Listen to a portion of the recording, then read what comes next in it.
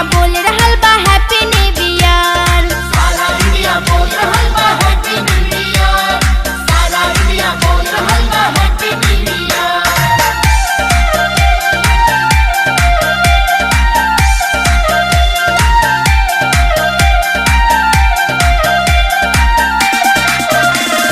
प्रेमी लोगवा पार्क में मिलके विश करी नया साल के।